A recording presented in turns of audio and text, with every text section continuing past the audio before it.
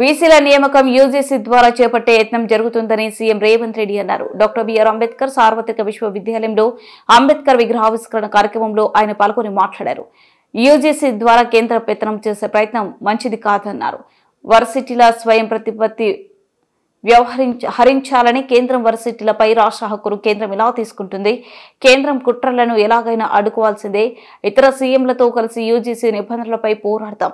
UGC కొత్త నిబంధనలు రాజ్యాంగంపై దాడి వంటివి. రాష్ట్రాలపై కేంద్రం దండయాత్ర చేస్తుంది. ఇలాంటి నినాదాలతో రాజ్యాంగం మనుగడ సాగిస్తుందా?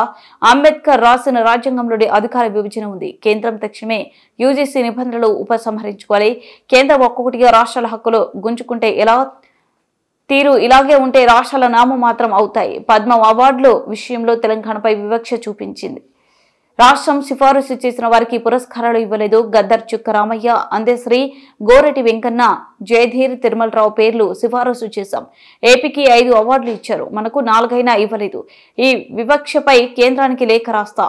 మందకృష్ణకు పద్మశ్రీ ఇవ్వడాన్ని స్వాగతిస్తున్నాం.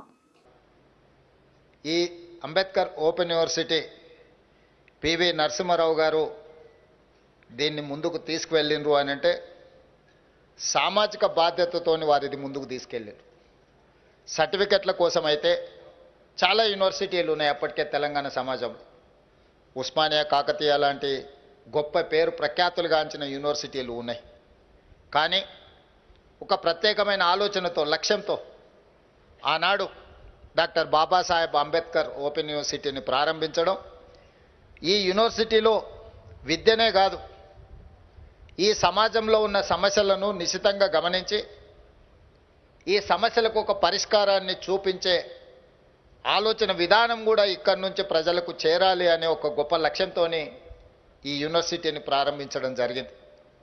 ఉమ్మడి రాష్ట్రంలో కావచ్చు లేదా ప్రత్యేక రాష్ట్రంలో కావచ్చు, మిత్రుడు గంటా చక్రపాణి గారు చెప్పినట్టుగా ఒక 20 సంవత్సరాల నుంచి ప్రభుత్వ ఆధ్వర్యంలో ఉన్న ఏ విద్యాశాఖ, ఏ విద్యాలయమైనా నిర్లక్ష్యానికి లోనైంది, గురైంది అని ఈరోజు మనం చెప్పుకోక తప్పదు.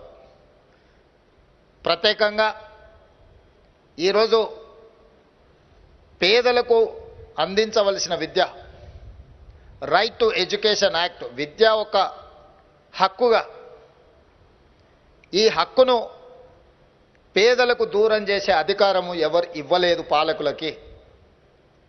ఈరోజు పాలకులు ప్రభుత్వంలో పేదలకు ఉచితంగా దాదాపుగా అందించాల్సిన విద్యను దూరం చేసి కార్పొరేట్ విద్యాలయాలను ప్రోత్సహించడానికి వీటిని ఒక రకంగా నిర్వీర్యం చేసే ప్రక్రియ కొనసాగుతుంది.